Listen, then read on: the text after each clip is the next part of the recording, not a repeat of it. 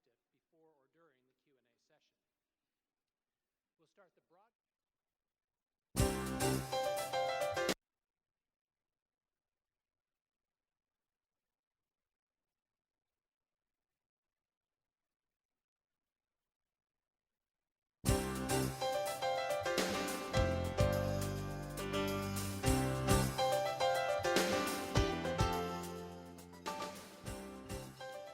Welcome to City Club of Portland's Friday Forum. I'm Greg McPherson, president of City Club.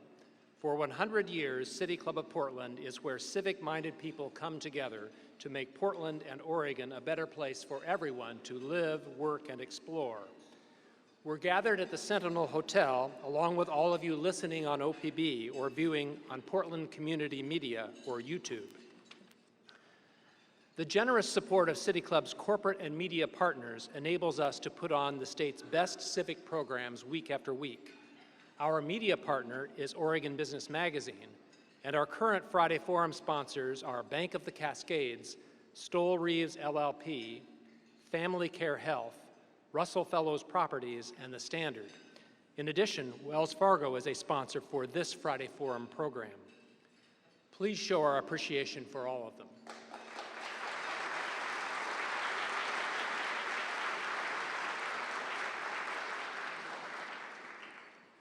Joining us today is Portland Mayor Charlie Hales. Mayor Hales will deliver his final State of the City address today. He will reflect on the progress Portland has made over the past 3 years and lay out what he still wants to accomplish to ensure he leaves Portland on the path to a bright future. Charlie Hales took office as mayor in January 2013. His term has focused on sound management, livability, and equal opportunity, helping to ensure the city is a place where all Portlanders can thrive. He previously served on the Portland City Council from 1993 to 2002, where he led on planning, parks, and transportation investments that helped create the Portland we love today. Please welcome Portland Mayor Charlie Hales to City Club.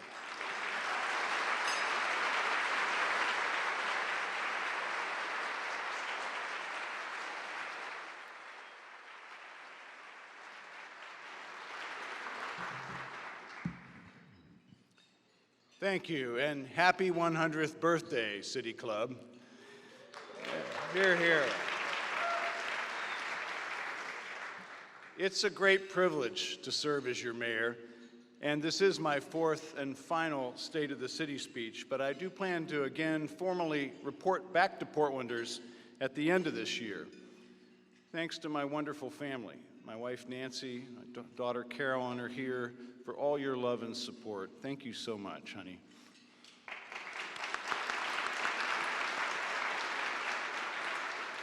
In a moment, I'm going to ask all the elected officials here to stand, but first, I just want to recognize and commend my colleagues on the City Council. Commissioner Steve Novick is here, Commissioner Dan Salzman, Commissioner Amanda Fritz, and Commissioner Nick Fish, along with Auditor Mary Hall Caballero, and all of our partners in public service. We do things in partnership in this city, and I appreciate yours. Thank you very much.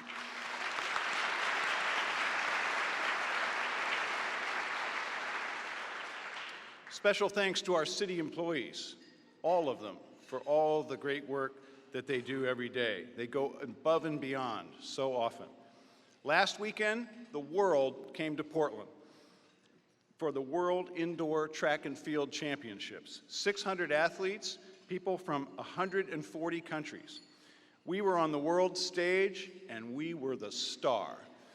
The organizers of that event told me that Portland was amazing and that we provided the best experience they've ever had in working with a host city. Our city earned its own gold medal last weekend. Congratulations, Portland.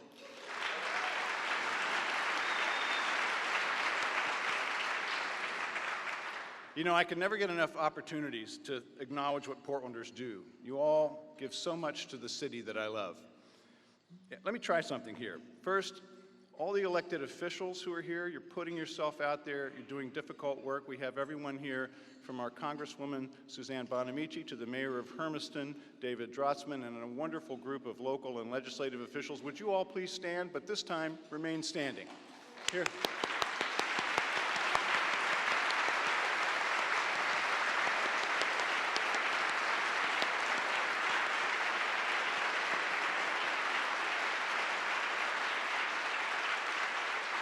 So do remain standing because I'm going to ask some folks to join you. Would the best mayor's office staff that's ever served this city please stand?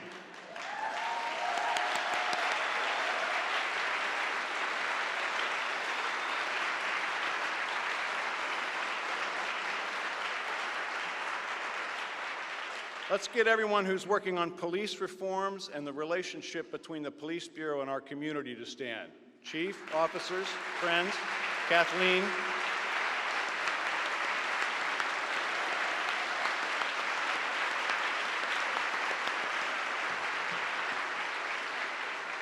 Everybody who's working on our community center initiative, who's working to provide access and opportunity to the next generation through programs, mentorships, funding, support, please stand. Jenny, all of you, thank you.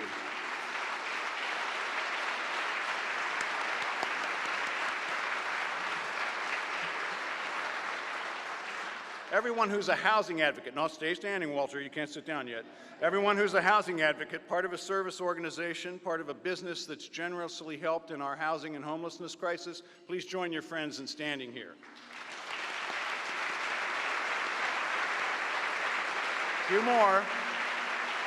We're going to get some more company for you. Everybody who's working on planning or land use in this city, and really that ought to be everybody. Everybody who's served on a committee or commented on a plan, all the earnest citizen planners who shape our city, please stand. Mike Hauk, thank you. Chris Smith, all of you.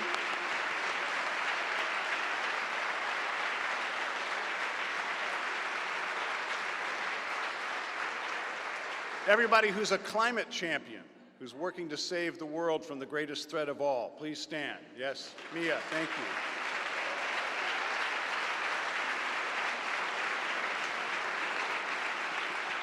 you. Okay, this is going to be like the end of the auction. Everybody who's worked in some way to make Portland an even better place, please stand.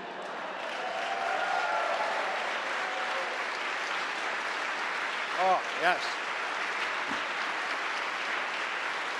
Oh, yeah. All right, stay standing. Stay standing. This is too great. Wait a minute.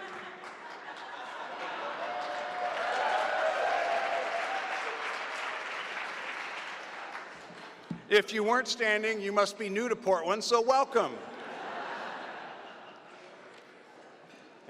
As mayor, I so appreciate what all of you do, and it was fun to celebrate you in that moment. You give of your time, you give of your money and your hearts. You show that as different as our experiences are, we are bound together by the fact that we are all Portlanders. We are 600,000 Portlanders with 600,000 stories of our city. My story is that twice in my life, my love for this city has impelled me to do something that's kind of a stretch for me, actually, running for public office. The actual extrovert in our house is, of course, Nancy. But the chance to make this great place better has called me. I have been busy in that work, and using all the tools at hand, have been endeavoring to put our city into good repair. We've delivered on this. We've reformed the city's finances from top to bottom, including right-sizing urban renewal, putting $800 million of value back on the tax rolls, providing more funding for schools, parks, all the other local services. We've made good on our pledge to focus on basic services, opening new parks in East Portland, building sidewalks, and tripling our annual repaving effort to over 100 miles of streets each year. We've recruited excellent public administrators, many of them in this room, to lead important city agencies. We have simply the best in the business working for us. And we're changing the culture and practices of the Portland Police Bureau. But today, I don't want to just talk about the progress we're making and the work of the next year. I want to also ask you to look over the horizon with me to how we will shape Portland into the future for the 600,000 of us and for quite a few more. As a commissioner in the private sector, and now as mayor, I've seen how Portlanders can come together in common cause to shape the city that we love. A Portland where a teenage immigrant basketball player can form a team, talk to his mayor, fill a gym with new Portlanders, and then make a difference in the lives of thousands of teenagers. A Portland in which smarts and creativity can take someone from the streets to a successful tech startup. A Portland whose landlords held units in a red-hot rental market so that we could house all of our homeless veterans. A Portland where neighborhood activists can speak at great length about the difference between R1 and R2.5 zoning. A Portland in which a group of women calling themselves the Raging Grannies serenaded City Council to demand climate action. A Portland that we all love. I've had the privilege in my career, as Greg said, to help mold that Portland, reforming the Fire Bureau, building the country's first modern streetcar, launching the Pearl District in the South Waterfront, bringing community centers to underserved neighborhoods. Those were intentional efforts to address pressing challenges. Today, we face more real challenges. Youth violence reaching record highs, institutional racism still blocking opportunity, an affordability crisis forcing people out of their homes, climate change causing extreme weather that hits our most vulnerable neighbors hardest. We as Portlanders must take on those challenges, seizing what I believe are the 5 big opportunities we have right now in order to shape our city and keep its future bright. First, we have the opportunity to cement our ambitious police reform efforts and build the diverse, community-oriented police force that we want for our future. Second, to provide equitable access and economic opportunities so that every Portlander, no matter their race, class, or ability, knows that this is their city and experiences its blessings. Third, to carry out our housing agenda so that we have enough housing and shelters for everyone, and so sleeping outside won't be a terrible reality for anyone. Fourth, to manage growth with intentionality, making sure Portland will be a livable city for all 800,000 of us 20 years from now. And fifth, we have the opportunity to continue to lead the world in climate action, making Portland healthier while we share responsibility for this global challenge. For each of these, we have an expectation of how life in Portland should be. We expect our police bureau to work in partnership with all 600,000 Portlanders, de-escalating crises and solving problems. We expect Portland to be a city of opportunity for everyone. We expect our city will remain a place where housing is in reach for all of us. We expect Portland to be a leader in the world. And we expect that we will grow, and we will make Portland even more wonderful with that growth while carefully preserving the heritage that we enjoy together. I'll start with what I think are probably the 2 most underreported stories in Portland: gang violence and the big changes in the Portland Police Bureau. Last May, at the East Portland Community Center, a 16-year-old fired 3 shots from a revolver into a crowd of teens leaving a Sweet 16 birthday party. Miraculously, no one was hit. He was charged, ultimately, with 2 Measure 11 crimes. I was there that night. As police commissioner, I was glad the young man was arrested without harm. But as a dad, I was devastated. Kids were put at deadly risk, and a young man is headed to prison, not to college.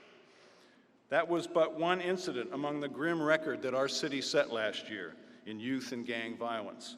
193 violence-related incidents, 185 shootings, 1,186 bullet casings scattered across our streets, 73 people shot, 15 of them killed. 2 weekends ago, a similar incident occurred at the Rosewood Community Center, but this time, 4 young people were wounded. To me, this is an example of a broken system, a system in which a 16-year-old can even get a hold of a gun, a system in which teenagers are out being recruited by gangs because they can't afford admission to a community center, to play sports, or to get homework help, a system in which Portland as a whole isn't outraged when a young black man is killed in a gang shooting. We as a community can do more, and we must do more to counteract this terrible trend. We are 600,000 neighbors, and each and every story counts. That young man is our shared responsibility. I have hope, though, in the face of this crisis, when I see people of great courage working for change. Enough is Enough is a community-led campaign by mothers and fathers who've lost children to gang violence. Lucy Mache is a passionate advocate calling on witnesses to come forward with information about crimes. She's here. She's fueled in her work by the grief that she feels over the unsolved murder of her son, LJ. She calls on all of us to support Enough is Enough. Lucy, we all should. Thank you.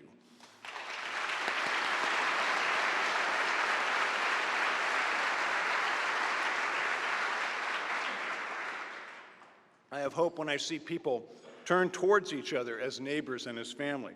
The Community Peace Collaborative meets every other Friday at North Precinct. It's led by Antoinette Edwards, our community mother. The community leaders and police officers and assistant DAs and nonprofits who gather there, they take youth violence personally. They're at the table as partners, or rather as family, to make a difference. Shortly after that East Portland Community Center incident, which could have resulted in tragedy, the 16-year-old father came to a CPC meeting. He thanked the officers involved for the restraint they showed in arresting his son safely. Because of that restraint, after the 16-year-old serves his sentence, he'll have the opportunity to start a new life after incarceration. Antoinette knows, Lucy knows, the CPC members know, we all know that we need to do more than react. We must get upstream in the lives of our kids, reach them one by one, and help them one by one over the hurdles that block their success. It's not all about police and victims advocates and gang outreach workers, as good as they are. That work happens downstream. We must get upstream.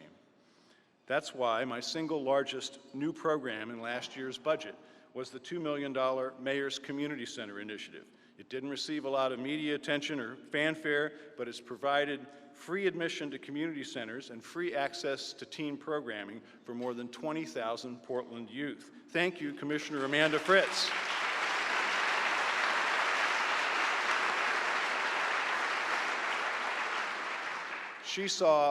Many of you here saw what happened last summer at Matt Dishman Community Center when 1,000 kids filled that building. That should happen every summer. That's why this year my proposed budget will institutionalize the Community Center initiative so that soon all of our teens will have free access to all of our community centers. And thank you. And that's why we invested so much before and why we're going to double our investment in summer works. Last summer, we sponsored 150 at-risk youth and paid internships with the city. Thank you, Commissioner Loretta Smith, for your passionate advocacy for this work. We're going to do the same or maybe even more this year, because this is how we break the cycle. This is how we do it. We mentor, we hire an intern, we support a recreation program or an outreach program. And let me say this, for anybody here who has hiring power, I'm asking you to sponsor an intern and help the program achieve 1,000 placements this year. It will be meaningful for the intern, and I'll tell you, it'll be wonderful for you. Here's how I know why. We've had them in our office. Our Summer Works intern, Stefan Hartley, has grown up in our office. He found purpose and inspiration there. Thank you, Stefan.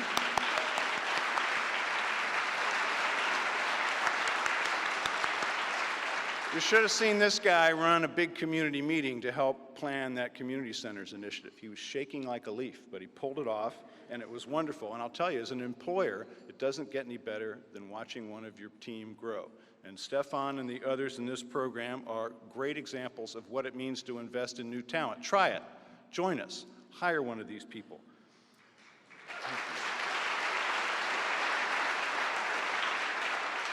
Now I want to talk with you about the second most underreported story in Portland, the big positive changes in the Portland Police Bureau. This month, United States Attorney General Loretta Lynch visited Portland. She didn't come to enforce the city's Department of Justice settlement agreement. She didn't come because of a tragic police shooting here. She didn't come to Portland for the myriad issues that are roiling police forces across the country. Attorney General Lynch came to Portland to praise our city's progress as one of 6 cities that are models of community-oriented policing. Thank you, Kathleen Sadat, and under the excellent leadership of Chief Larry O'Day, who I appointed a year and a half ago, we have a different formula here, and I appreciate that the Attorney General noticed. Thank you.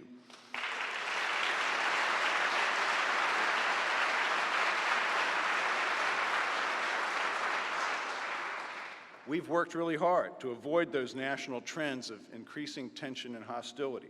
Relationship-based police work is not a vague notion for Larry O'Day. He's making it very real in the Portland Police Bureau. In fact, the very evening after the Attorney General was here, Chief O'Day had his first meeting with his newly formed Muslim Advisory Council. It's modeled after the African American, LGBTQ, and Slavic advisory councils that he already works with. A photo from that meeting of Portland Muslims made it into an Arab World newspaper.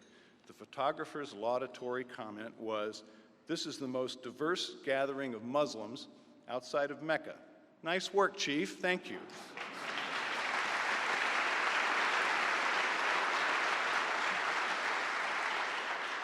Another reason Attorney General Lynch came to Portland was to praise our great progress in dealing with people experiencing mental illness. Police officers are the first responders in mental health crises. As I talked about in last year's State of the City speech in my story, the sad story of Denoris McClendon. Through new and continually evolving improvements in training, our officers are saving the lives of some of the most vulnerable Portlanders. This is a constant challenge. We lose friends and neighbors to suicide every week. We lost a Portlander Monday. But again, I have hope. On one December day last year, Portland police responded to 4 separate attempted suicides. Our officers used their enhanced crisis intervention training and were able to get these 4 people safely to care, not harming themselves. One day, 4 lives saved. Last summer, Officer Dave Arnold responded to a man parked in his vehicle with a loaded rifle in the front seat.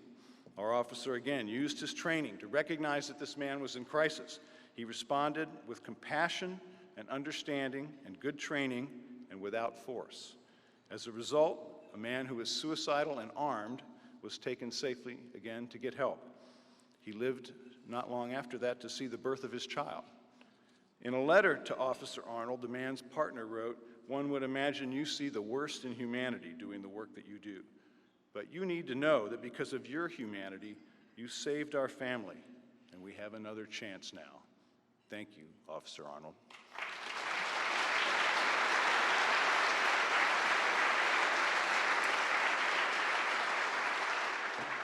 In last year's State of the City speech, I said I wanted to come back here this year and say that we have a psychiatric emergency center.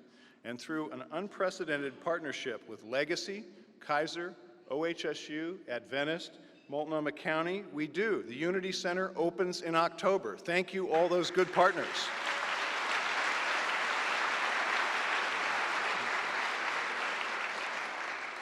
We need to keep working on how we police and on who our police officers are. We know we can make progress. When I was first made commissioner in charge of the Fire Bureau, there were 6 African American and 3 women firefighters in a workforce of 800. We used to say you could hold a meeting of the African American Firefighters Association in a minivan. Getting the Bureau to better reflect our city took aggressive reform.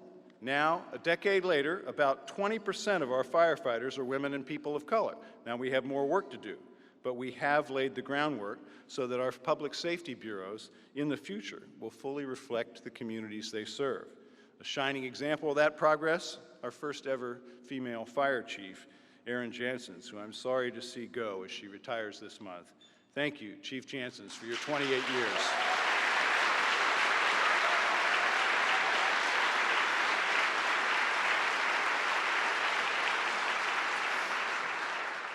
So with police staffing, we have a crisis and an opportunity. A crisis because we now have 45 vacant officer positions and 28 non-sworn positions that we need to fill. Officers have been working a huge amount of overtime to keep our city safe while we're understaffed. An opportunity because we're determined to fill those vacancies with quality men and women from Portland's diverse communities and who believe in relationship-based policing. That's why we've accelerated the hiring process, so instead of taking a year to hire a new officer, it'll take 6 months. And I'm proposing incentives similar to what is used in the private sector to attract and retain quality officers. 1, raise the starting pay. 2, a signing bonus for new hires. And 3, an award for other employees who recruit new hires. Now, under Oregon law, we actually have to negotiate with the union in order to pay our officers more money. but that shouldn't take long, should it, Portland Police Association? In 5 years, almost 80% of our patrol officers will be new to the Police Bureau. Do you know somebody who believes in community-oriented policing and likes to help people?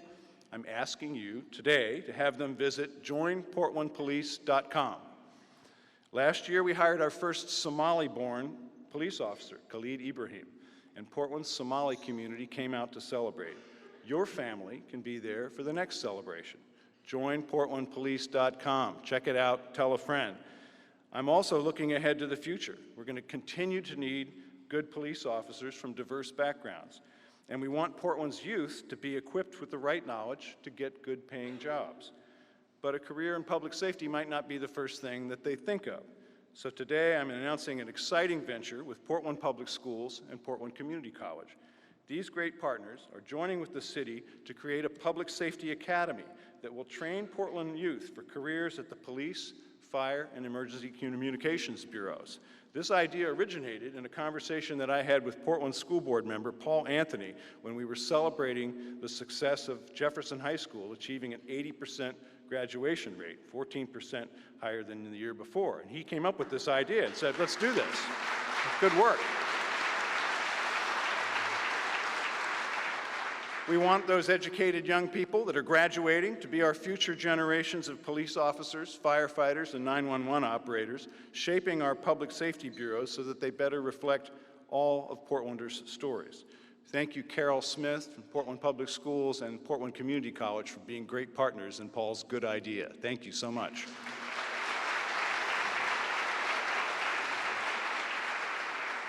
We need to provide that kind of equitable access to our city's resources and economic opportunities so that every Portlander, no matter their race, class, or ability, knows that this is their city and can experience its blessings. What does that opportunity look like? It looks like Lamar Winston Jr., who's breaking the cycle of gang involvement in his family. He's going to study sports medicine on a full-ride scholarship to the University of Oregon. It looks like Ariel Hammond, who was inspired by public service during her summer works internship in my office and now works for the Office of Equity and Human Rights. It looks like, yes, Ariel's great, thank you. It looks like Corrine Phillips, who took a small business class at the Native American Youth and Family Center, then opened her own flower shop, and then got a chance to scale up with a boost from the Portland Development Commission. It looks like Marcia Hayes, who left incarceration, worried that she wouldn't be able to get a job, but will now be able to start a new life because she'll be judged by her skills and not by her past. It looks like the Al-Baradon family. The Al-Baradon family are Syrian refugees who escaped a war zone. I'm proud that our city was eager to welcome refugees with open arms. Nancy and I were in the group that met them at the airport. It was really inspiring. And I say this, Mr. Trump, you should try it, and then you'll see that these aren't dangerous people. They're new Portlanders. They're new Americans. We welcome them here in Portland.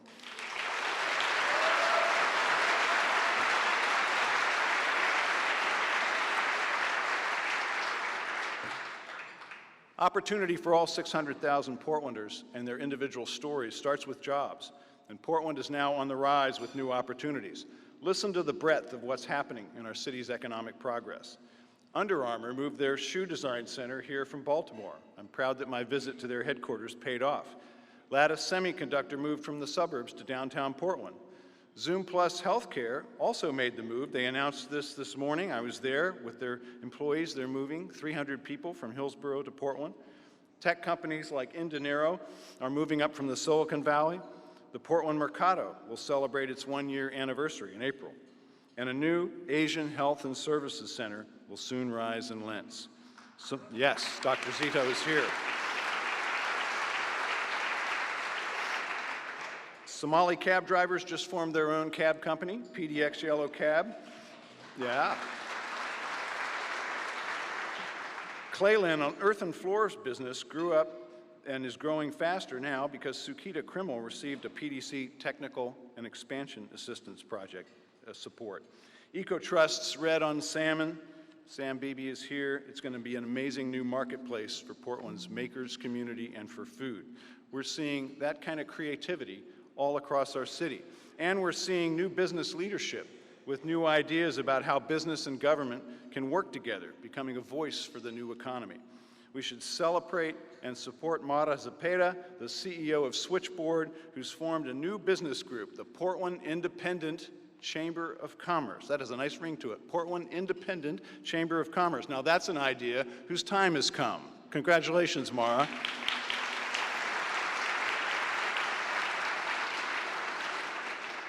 Progressive businesses like these support and rely on progressive public policy.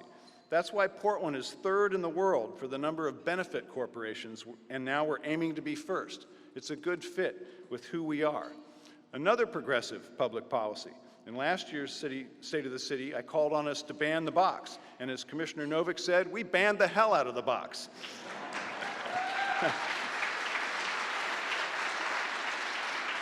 Now, prospective employees have a chance to make their case. Employers have to wait until after the conditional offer phase to ask a candidate about their criminal record. This is the best chance for people who've served time to be considered on their skills and abilities rather than dismissed for their past mistakes. To stop the cycle of imprisonment, we need to give people the opportunity not to return to crime. There's no better opportunity than a job. This is good public policy. In a city with a 4.1% unemployment rate, there's no excuse to exclude returning citizens who've done their time. And now it's the law. Thank you, City Council.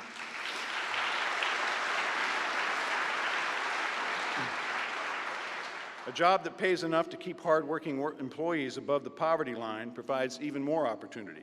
In last year's State of the City, I announced that we would raise the minimum wage for full-time city workers and contractors to $15 an hour, a fair wage so that our workers are able to live outside of poverty. With Commissioner Saltzman's partnership, we did. Thank you, Dan. Well done.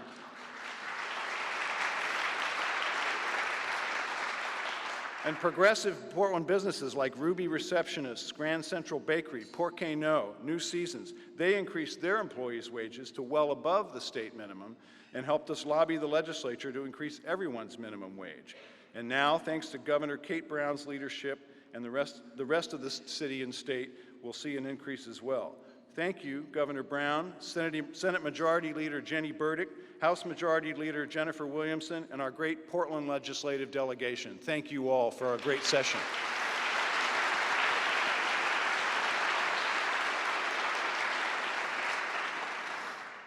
We've passed other policies in the last year to hold the city accountable for equitable hiring. Diversity brings new ideas and broad representation to government. The new Charles Jordan standard, Portland's version of the NFL Rooney Rule, requires that a diverse field of candidates be interviewed for key city positions. We get to exercise this policy right now as we recruit new leaders for the Portland Development Commission and the Portland Fire Bureau. Opportunity like this needs to be the norm, not the exception. And we're taking access to opportunity into the future. But you know, city government isn't always on the cutting edge of technology, even though I know how to take a selfie. We're partnering with Dina Perot and iUrban Teen to have a team of 8 teenagers build a cell phone app for our youth to easily access information about our community center programs and the public transit to take them. And we're creating a program at Charles Jordan Community Center where other teens will continue to learn coding and keep that app updated. Thanks to Dina for creatively connecting our youth. Thank you. With that program, we can help other youth accomplish what Tyrone Poole did. Tyrone is a graduate of the 2014 PDC Startup Challenge. After suffering an injury while he was training to be a Portland firefighter, he ended up with no income and eventually exhausted all his resources. He became homeless. Out of this tragedy, and with his smarts and drive, he created a program to match renters with available units at the touch of a button and with no application fee. That's the kind of idea, the kind of solution that's most likely to come from someone who's faced the problem of searching for housing and getting turned down. With courage, community, and collaboration, we are building a future that ensures the most accessible community centers, the most opportunity for young people and ex-offenders, the most diverse workforce, the best Portland that we can be. We need Tyrone and other creative leaders to be creative as we grapple with two of our most challenging issues, housing affordability and homelessness. No problem has erupted more forcefully during my administration. Let me tell you about Carl. Carl's a high school student. Carl's dad has been in jail since he was 6. His stepfather, a gang member, ended up in jail also. Carl has a lot of anger. He's already been in trouble with the law and on probation. Now his stepdad's out of jail, but because of his record, he and Carl can't live together. So Carl is homeless. He's couch surfing, or sometimes he's sleeping in a car. He's not getting a shower, he's getting very little sleep, and he's showing up at class as best he can. One day, his principal was observing a science class, and the teacher posed an arcane question about chemistry and said, "Who's got a theorem about what reaction would take place when you mix these substances?" Carl raised his hand and laid out this really brilliant, accurate analysis of how the acids and solids would combine. His principal, Dawn Hoya Jackson, was in the back of the classroom listening to all this. And at lunch, she took him aside and said, "How did you know that? I know you're sleeping in a car. I know you didn't get a lot of sleep last night. I know you're coming to school hungry. How did you do that?" Carl's eyes lit up and he said, "I love science. I want to be a scientist." Carl's not going to be a scientist unless he has a place to call home. That's why housing and homelessness are our third big challenge, our third big opportunity. Let me be clear, Carl shouldn't be living in a car or a tent or a shelter. I don't believe anyone should be living in a car or a tent or a shelter. And Carl is not a criminal for having to live in a car or a tent or a shelter. No one is.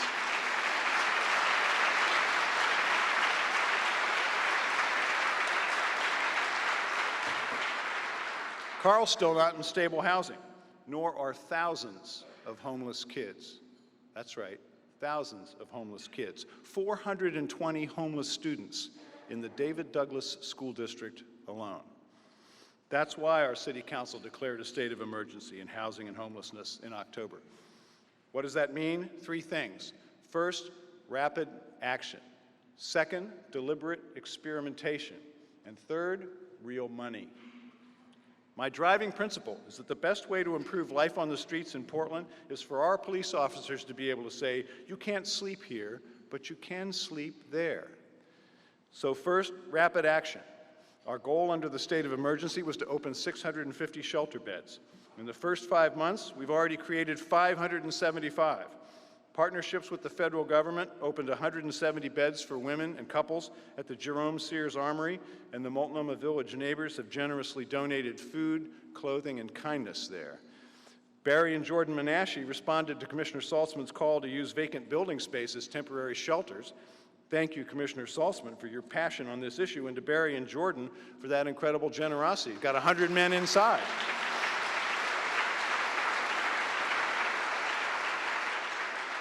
Multnomah County, under Chair Deborah Kafori's leadership, converted a former strip club into a family shelter with as many as 175 occupied beds on a given night. Thank you, Chair Kafori and Multnomah County, for being a great partner.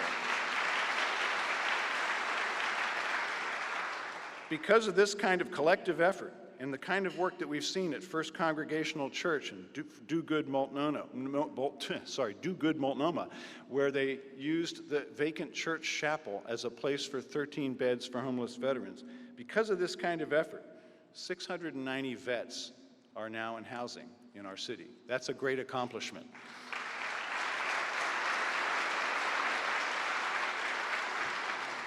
Want to help on this challenge? Don't buy a billboard. Donate or volunteer to one of our great local nonprofits like Blanchet House or Outside In or Central City Concern. Buy a Street Roots newspaper every week. Have some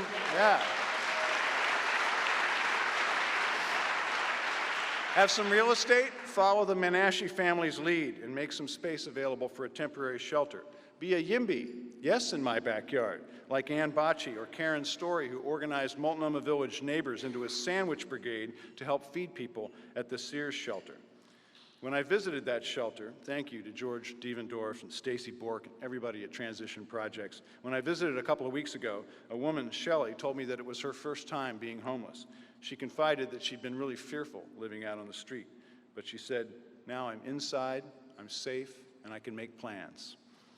Now the second part of our state of emergency, deliberate experimentation. Today I'm proud to announce a new partnership that will help people like Carl and Shelley. The city is partnering with Portland Public Schools to use a now empty building for a Portland Homeless Navigation Center, an innovation in how shelters operate, working in a way that builds on people's inherent dignity. During the West Coast Mayor's Summit in December, San Francisco Mayor Ed Lee talked about the incredible benefits that such a center provides to people working to transition off the street. Commissioner Saltzman, Chair Kafoury, and I toured the center a month later. We were so impressed with the humanity that it provides and the data that show that this innovation really works. 46% of their clients come from homeless camps, and nearly 60% have left to permanent housing in San Francisco or back in their hometowns. Our Navigation Center will help us provide people a path away from trauma, off the streets, and into a successful life. The third piece, real money. During the first 4 months of our state of emergency, the city and the county have allocated many millions more dollars to new affordable housing projects. We now have more than $350 million, more than $1/3 billion, dedicated to creating thousands of affordable housing units over the next 10 years. And we passed renter protection to help prevent unexpected rent hikes and eviction notices that force people out of their homes. Now renters get 90 days notice to plan their next move. And because of that successful legislative session, we now have renter protections at the state level and landmark legislation that lifted the state preemption on inclusionary zoning. Thank you again, Oregon State Legislature.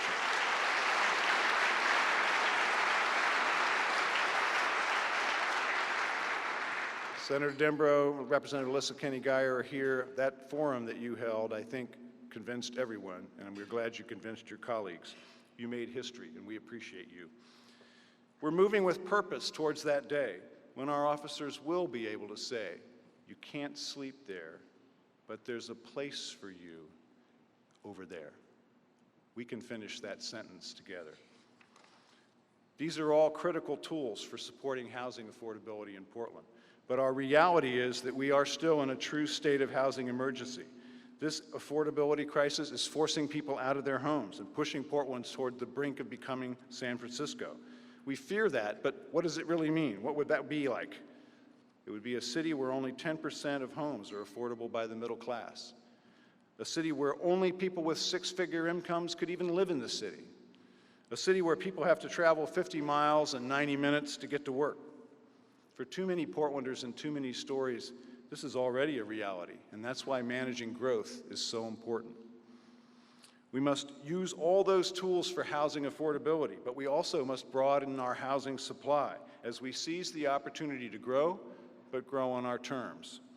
We have one chance to get it right, to make Portland a sustainable, livable, and equitable city of 800,000 people. The Portland we love may be here in 20 years, but it's not going to happen by accident. As commissioner, I served during another big wave of growth. I was proud to help create the great urban neighborhoods that we now know as the Pearl District in the South Waterfront. With the first park bond measure in 50 years, we expanded our park system and built the Southwest Community Center, the East Portland Community Center, and the Mount Scott Pool. We launched the Portland Streetcar, the first modern streetcar project in the United States, and created the MAX red and yellow lines. This planning and smart growth built the foundation for the booming Portland that we love today. Now we need to choose our future in the face of major and sustained growth. The 2035 Comprehensive Plan is our map for our growth for the next 20 years, and it's critical that we get it right. What does that look like? One, it doubles down on making our transit-rich central city as walkable and bikeable as possible, supporting it as the economic powerhouse of our city. Two, it protects great old historic buildings. We need to remove the incentive for developers to buy up large lots in neighborhoods and beautiful old houses on them, demolish them, and cram a couple of unaffordable houses onto that lot. It's a bad bargain, and we need to take it off the table. Three, it brings more great mixed-use places to more parts of our city, especially East Portland. This is the chance to deliver on our promise of bringing the complete neighborhood package that most of the city enjoys to East Portland, with mixed-use development, safer streets and sidewalks, and better transit. Thank you.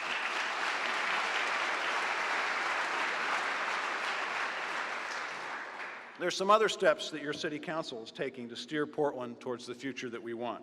We've been talking for decades about getting the post office out of the urban core and out to the airport. It's been in the wrong place since the trains stopped delivering the mail. I'm excited that 13 acres that will now be added to the Pearl District will be transformed to, with 4,000 jobs and 2,400 housing units, many of them affordable. Thank you, Tom Kelly, and the Portland Development Commission Board, and Patrick Quinton.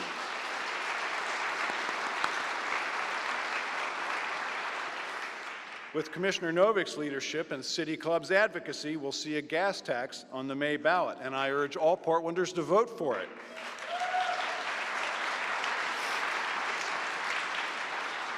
Thank you, Steve Novik, for your undaunted courage on this issue. To help preserve our city's heritage, the City Council also approved my deconstruction resolution, making Portland the first city in the country to require deconstruction of old homes. This will reduce the health and pollution risks that come with demolition, as well as reducing waste that goes to the landfill. And each deconstruction creates a few jobs, better for our health, better for the environment, better for the economy. Now, infill can be positive. It can be smart growth, or it can be negative erosion of neighborhood character. And that's why I launched the Residential Infill Project to address the scale and design of new homes and home additions. This year, the City Council will consider recommendations for better design and better infill development, because city planning done right will help us prevent becoming San Francisco. It will keep space for economic opportunity and innovation. It will make our neighborhoods more walkable and connected while saving great old buildings from short-sighted greed. It will provide more development capacity, creating more housing and more economic opportunity, more space to absorb that growth. We are 600,000 Portlanders. Soon we will be 800,000. With intentional planning and careful placemaking, we can keep the Portland we love as we welcome more Portlanders and more stories to our great city. Just as the challenges of growth require intentionality and creativity, so does the mandate of climate change. Portland and other cities must lead the world in innovative climate action. If you aren't convinced of the importance of this issue, you should listen to our kids. You should listen to what students from Metropolitan Learning Center and Sunnyside Environmental School had to say about the need for Portland to be bold. One MLC student, Isabel, said, "If we don't take action now, we will never grasp the opportunity to stop climate change. This is our future.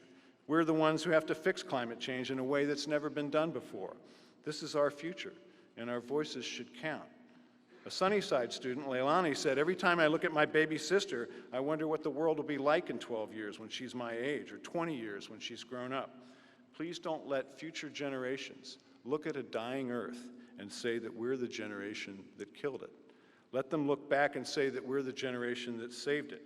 They're right to call on us for local leadership in this global challenge, because cities have long been laboratories of innovation and the locus of action on climate change. Cities are engaged in a virtuous competition to see who can get to a green future faster. But despite our ambitious local climate goals and impressive action items, for a long time it felt like we cities were banging on the doors of our national governments trying to be heard. Then, last summer, Pope Francis invited 60 mayors to the Vatican for a climate summit. Not national environment ministers, mayors. The Pope told us that addressing climate change is a moral imperative for humanity and that change must come from the periphery to the center. Now the global commitment to climate action has been reinvigorated. Since the Vatican summit, world leaders in Paris struck a historic agreement. President Obama advanced a clean power plan. Our state legislature passed a landmark coal-free Oregon bill, and the Portland City Council approved a historic fossil fuel resolution, the strongest in the country, and Pembina got the message.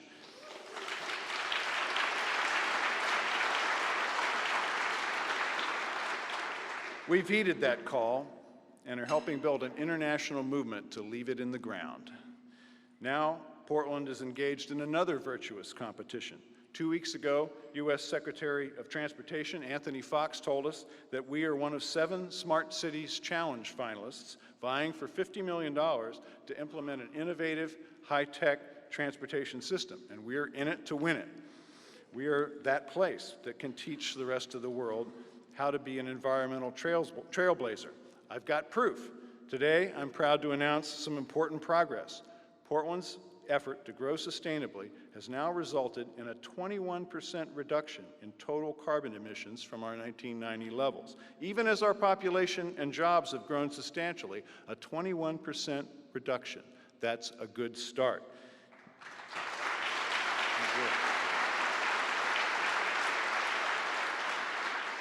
To build on this progress, I'm announcing 3 more initiatives that will keep Portland's carbon emissions on the decline.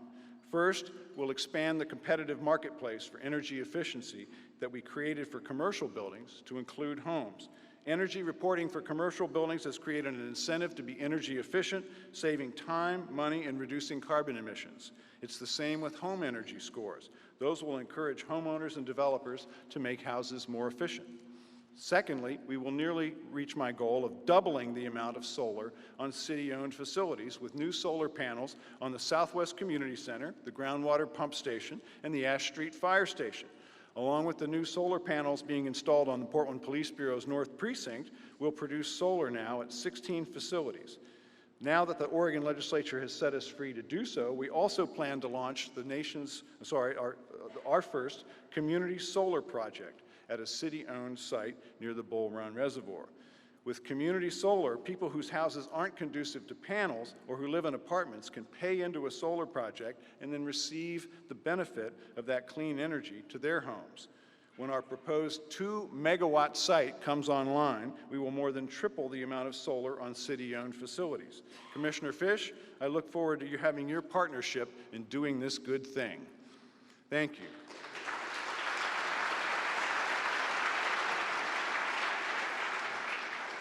With these actions, we can reduce Portland's carbon emissions by another 7%, putting us well on our way to meeting our goal of reducing total emissions by 80% by 2050. You know, I was on the city council that passed the first climate action plan in the country. We were trailblazing then, and we are now. With solar investments, green bonds, and divestment, and the innovations that we will share with the nation in the Smart Cities Challenge, and our firm stand against expanding fossil fuel infrastructure, Portland will remain in the lead. We are 600,000 Portlanders, and each of us can be bold and conscientious as we lead on climate action like the earth depended on it. We as Portlanders face real challenge: youth violence, institutional racism, an affordability crisis, climate change. I've asked you to look over the horizon and into Portland's future, and there are both perils and opportunities there. I know that we will creatively tackle those problems, and we will seize those opportunities that keep Portland the place we love. Because we're bound together by the fact that we are all Portlanders, and we love this place. We are Portlanders like Officer Arnold, who saw a loaded gun but recognized crisis, and saved a suicidal man so that he could be there for the birth of his child. We are Portlanders like the Menashe family, who donated prime space in a downtown location so that homeless men can sleep out of the cold. We're Portlanders like Lamar Winston Jr., who defied his circumstances and became an inspiration and a success. We're Portlanders like Sukita and Tyrone, entrepreneurs whose creativity and innovation are part of our city's DNA. We can keep Portland, the city we love, into the future, but it won't happen by accident. I'm confident that the state of our city is strong and we will make our future bright because we know how to come together in stewardship of this great place, because we still feel like we live in a big, small town and we actually care about our neighbors, each and every one of them, because we are Portlanders. Thank you very much.